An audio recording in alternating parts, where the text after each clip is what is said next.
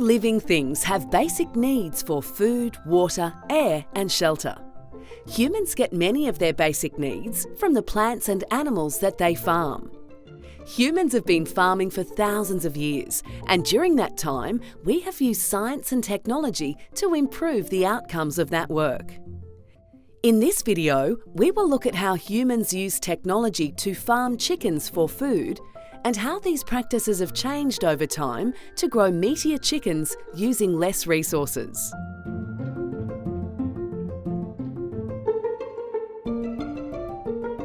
Chickens were brought to Australia by the First Fleet and were generally grown on small farms or kept in backyards. In these early days, there was no difference between a chicken that laid eggs or was eaten. It was not until the late 1950s that chicken meat farming started on a large scale, and farmers first started to think about having a chicken that was grown especially for meat. Like many animals that humans grow and use, we have changed what they look like over time. This process is called selective breeding. Farmers choose which animals on their farms can have babies so that over time their farm animals get more productive and healthier. Farmers also use selective breeding to improve the plants that we eat and grow to make fibres like cotton. Due to selective breeding, modern meat chickens now look quite different from the chickens that are farmed for eggs.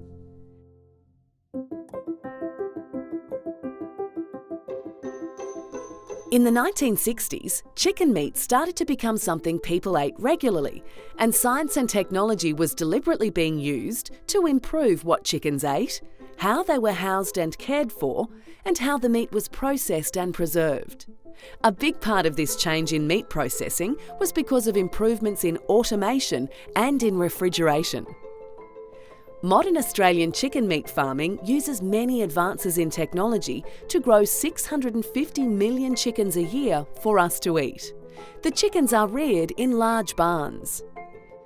To make sure the chickens have clean, fresh air, farmers have developed a technology called tunnel ventilation that uses big fans at the end of barns to pull fresh air through the barn. The fans are linked to temperature sensors in the barn so that the fans can automatically adjust the temperature and airflow. Food is supplied automatically from big enclosed silos outside the barns, and water must be treated to make sure it is safe for them to drink. Both feed and water is available to chickens 24 hours a day. Farmers also use technology to keep the chickens healthy.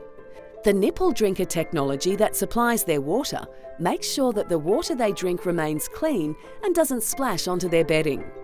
The food they eat is carefully created to meet all their basic needs. Chicken farms are sustainable compared to many other forms of farming because they occupy smaller spaces and use less inputs than other animal farms. Using sensors and monitoring equipment to automatically adjust airflow and temperature also ensures the most efficient use of electricity to grow chicken meat.